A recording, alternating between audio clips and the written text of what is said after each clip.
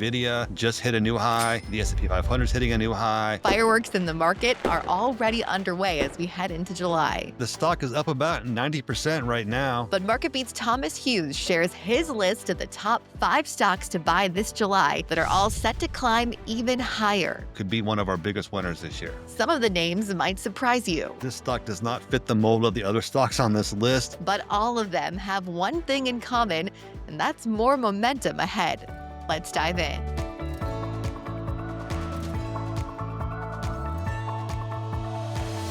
Thomas, so great to have you back on the show for one of our favorite segments, and that is your top 5 stock picks for the month ahead. Hard to believe it's already July, and the 4th of July is just around the corner. Indeed. Many people are so busy celebrating summer, they might not be paying that much attention to the market, but there's a lot happening right now. Before we get to the first company on your list, let's just talk about some of the biggest catalysts, some of the biggest movers in the market right now. Right. So the biggest catalyst in the market right now that I'm seeing is kind of two things. One of them is that the worst case scenario that had been priced into the market in April is not happening. And in fact, not even close. And right now, the news is kind of suggesting that we might get some trade deals pretty soon. So that would be a very bullish thing for the market.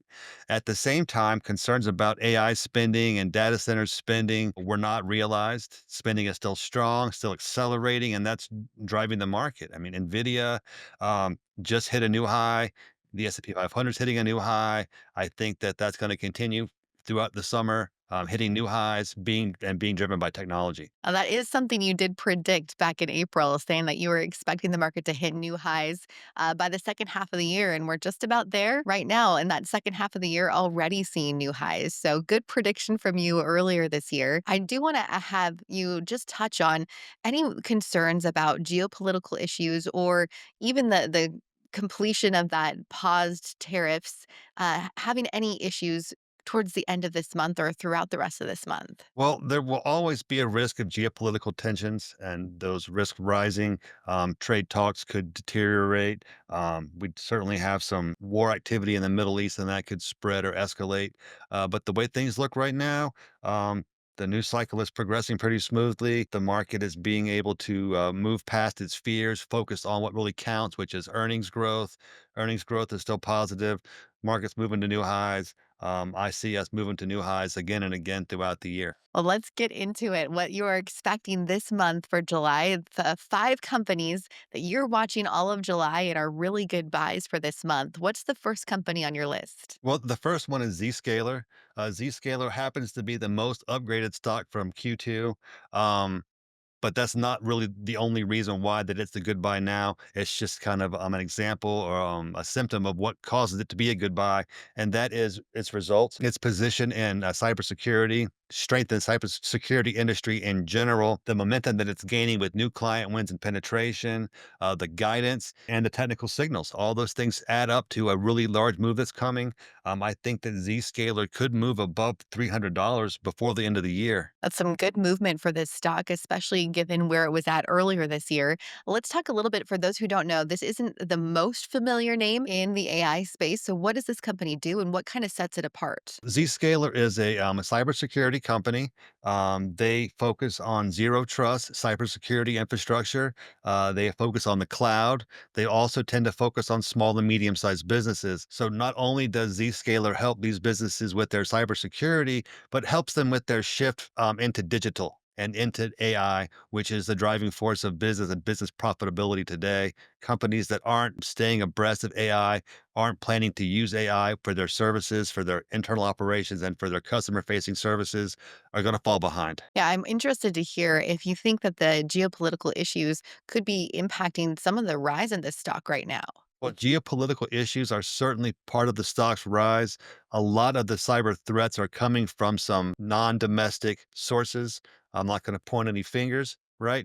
But we know where they're coming from. And so, as long as we have hostilities with these other players, cybersecurity threats are rising at a very high pace annually. Zscaler's business and the business for all of the cybersecurity companies will remain strong. I know you got into it a little bit right away, but let's talk about the chart and what analysts saying and whether you think right now is a good time to buy. All right. So the analyst response to the most recent report is very bullish. They're raising their price targets. They're giving some upgrades.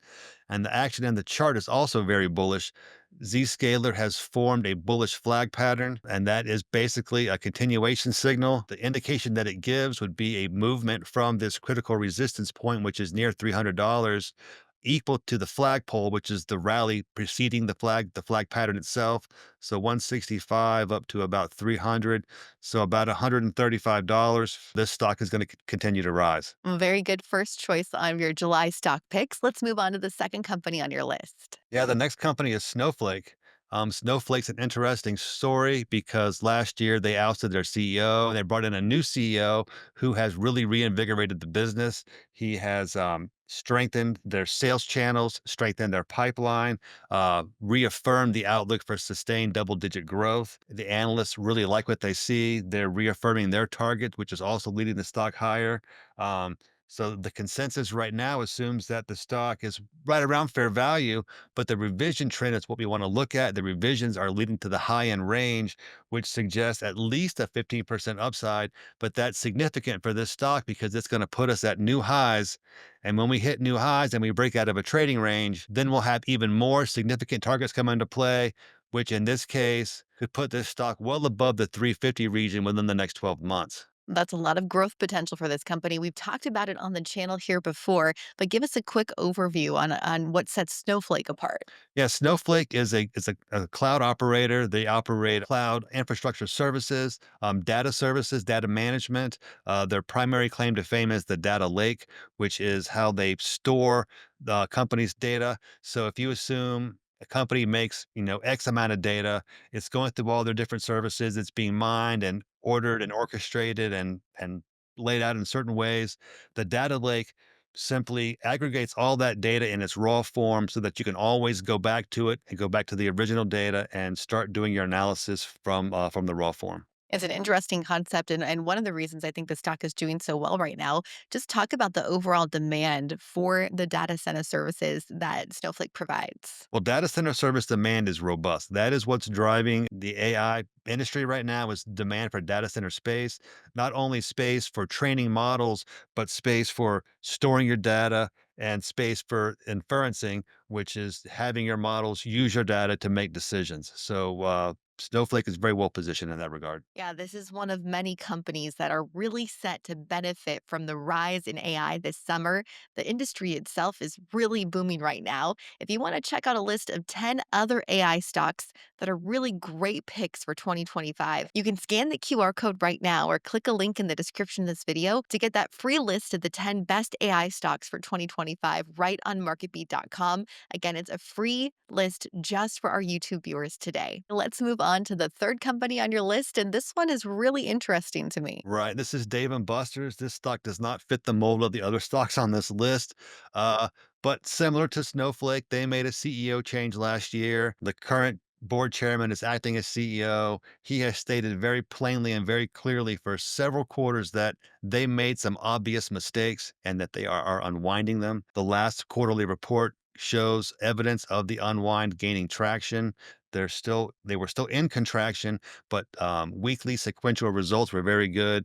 Profitability was improving. The analysts really like what they're seeing. They're also upping their targets and reaffirming their outlook, and they're helping the stock into its reversal and its rebound. And Dave& Buster's such an interesting company because it has had such a rough patch for a while now, and unlike the AI stories where there's increased demand for data centers, increased demand for cybersecurity, this is all dependent on what consumers are willing to spend and where they wanna spend their money, and so I think I wanna talk about that with Dave& Buster's is, are we seeing that consumer confidence come back and that desire to spend on entertainment like Dave& Buster's? Well, right. The Dave and Buster's problem wasn't so much with demand or traffic as it was with too much spending. They were kind of changing and moving away from their core operation, and the spending was cutting into their profits, and it wasn't generating new sales. So what they did is they got rid of that old stuff, focusing back on the original core business. They're improving their margins. They've been growing the whole time by expanding their store count, and so now they're just reinvigorating that growth, getting back to profitability, getting back to that point where they can continue consistently with their capital return, which is part of the driving forces that drive the stock over time. Very interesting. So, more business decisions rather than demand. But let's still address that demand a little bit. What are we seeing on the consumer side heading into the July season? Yeah, the consumer confidence numbers were a little bit iffy, but spending trends still seem to be fairly strong. Retail sales were down month to month in May, but still up more than 3% year over year, which totally fits in alignment with Dave and Buster's outlook. Well, before we move on to the next one, let's just take a look at the chart again and what analysts are saying about Dave and Buster's and whether you think now is a really good time to get in on this stock. I think that now is a good time to get in on this stock. Over the last week, it did hit some resistance. We might see it pull back a little bit, but I think that this move would be in alignment with a bottoming pattern, assuming that this pullback doesn't get out of control, which it really shouldn't because all the data and the analyst trends are pointing to higher prices. We should see a quick rebound happen again once we get above the critical level, which is near $35. The stock movement should start gaining some momentum. And at that point, we might start seeing it make some pretty significant moves on a week to week and month basis. All right, a different sector to talk about. Thanks for that one. Let's move on to the fourth company on your list. Yeah, so the fourth stock is Oracle. Oracle's story is really fantastic. This is a story of a legacy tech company that had almost lost relevancy, made a shift to the cloud, has been building on that shift for the last few years, and then was supercharged by AI. Oracle is now a blue chip AI company, very central to the AI infrastructure globally. Its latest report affirms that the momentum we were seeing in the earlier results that was building up with backlogs at ARR was affirmed, so the momentum is there. The report also shows that momentum is still growing. The forecast for the coming year is very robust, possibly cautious. We're now looking at this company growing at a 20% CAGR minimum for the next couple of years, sustaining double digit growth until the middle of the next decade, also trading at a deep value. Totally supercharged the market, supercharged the analysts. All these things are driving the market. And the charts is a very strong pattern as well. So I think that Oracle could be one of our biggest winners this year. Yeah, it's had quite the growth story from the lows that you were just talking about. It was down quite a bit earlier this year, has seen so much growth. I want to know, what do you think is behind that growth? This company was something that a lot of members of Congress were bullish on late last year. And then what led to that downfall and now what's leading to the turnaround? What's really changed? Its cloud presence, its data center presence, its utility for AI and for managing data, which is really central to all of the business stories and technology today, is this data. How do you store it? What do you do with it? How do you use AI to manipulate it? And Oracle is just all about data. It's a database company. It's a multi-cloud operator. It's got ties to Google, Amazon, Microsoft. It's also becoming a hyperscaler in its own right. It's got links with sovereign data centers. It is just part of the fabric of AI infrastructure today. If you think that Microsoft, Google, Amazon control more than 50% of the data center market, Oracle is their preferred database provider. So add that to the sovereign use and private business use. Oracle is the most ubiquitous database provider globally, getting business driven to it by all three of the hyperscalers, attracting its own business due to its own advanced AI capabilities. It's just a total package right now. Yeah, like you said, the demand is the surge behind that one. And then that leads to the next and final stock on your list for July. Another area where we're just seeing such demand in AI space that leads to this stock on your list. This is advanced micro devices. There was a lot of hope that advanced micro devices would see an AI boom similar to NVIDIA over the past year. It didn't really materialize. Stock price shot up. It's corrected. It overcorrected in April, but now the results are starting to reflect that surge, that boom. Part of what's driving that is AMD's lean into developing its stack.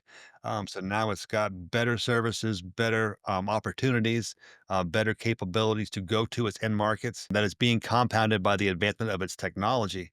The takeaway from the analyst chatter right now is that AMD has reached an inflection point.